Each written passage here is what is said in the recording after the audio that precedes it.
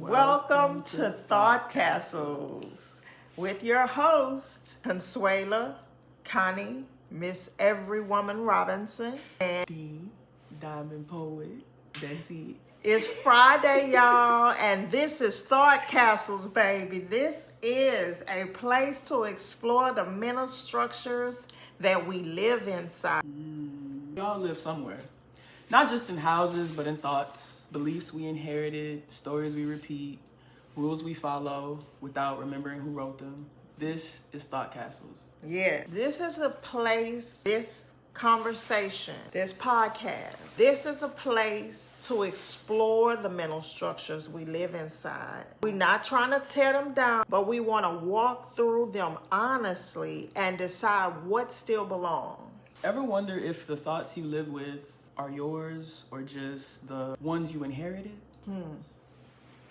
That's a good question. Or are your thoughts building a sanctuary or a trap? Ooh.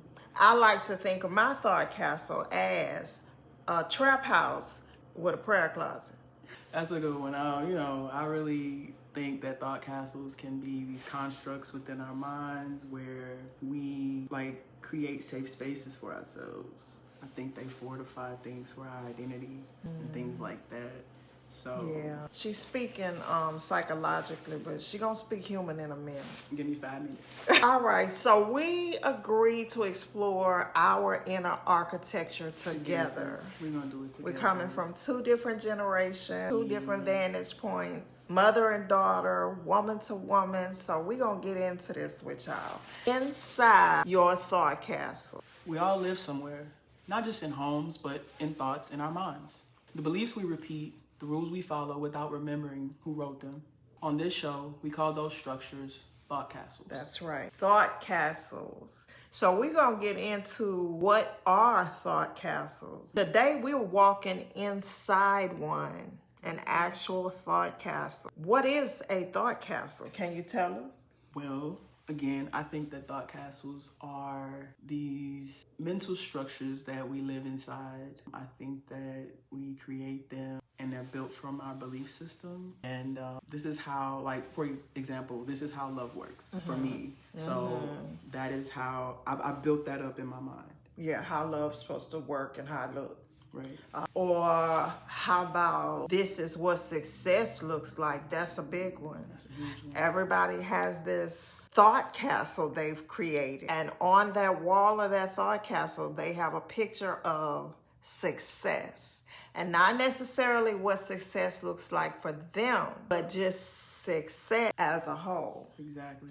And over time, those thoughts harden into walls. And eventually you stop questioning them. And not because they're true, but because they're familiar. That's right. Not every castle is a sanctuary. Some are prisons with nice furniture. You ate down on that one. Yeah. That was good. Let's talk about how castles get built. How does this happen? I don't think you start off as a DIY project. Yeah. I think that you kind of do what we do as humans. We shape our beliefs from our environment, from our influences, familial, things like that. Our culture kind of gives us a blueprint for what to build. And then we kind of personalize as we go. Yeah. Okay.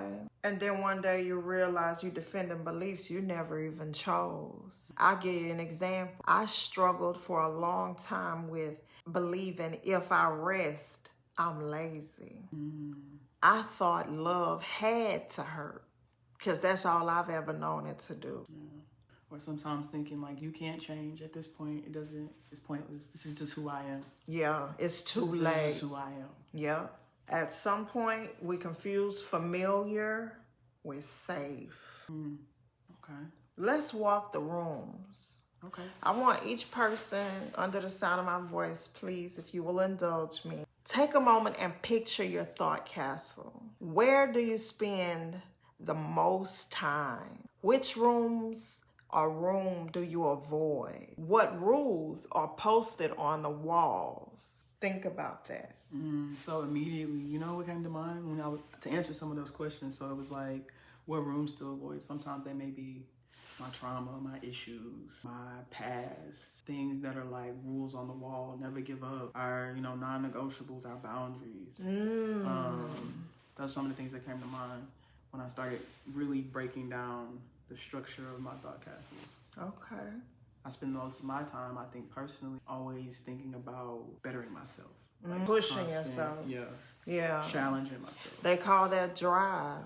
But let's take a look at that inside of a thought castle. What have you gained? This is what you have to ask yourself to test out these things that are on the walls of your thought castle and help to construct the wall of your thought castle. What have I gained from believing this? Does this belief still serve me? So I think, that renovating the whole castle thing, you don't have to tear it all down, but there it could be little tweaks, patches. Absolutely. Things like that. Maybe we, change the wallpaper. That's right. Like we don't want to tear down thought castles. But what we want to do is walk through them honestly and decide what still belongs. If you have a box fan in your thought castle in this type of heat, so to speak, you don't have an AC, you don't have a central unit, you still on box fans, you don't have the right technology to cool that whole atmosphere. That was a nice analogy. We have to realize that we are not just residents of our mind. We are also the architects. Yes, indeed. Yes. So, you came here as a visitor. You walked the halls. You noticed the walls. You question the rules. And now you leave with something different. Not demolition plans, but awareness. Awareness. Because the moment you see your thought castle clearly, you no longer just living inside it. That's right. I like that. Now you're shaping your thought castle. It's like you're pruning it. So until next time, remember, you are the architect. All right. This has been another week with D the Diamond Poet and Connie Miss Every Woman Robinson and Thought Castles. Yes. We'll see you next week. Bye-bye.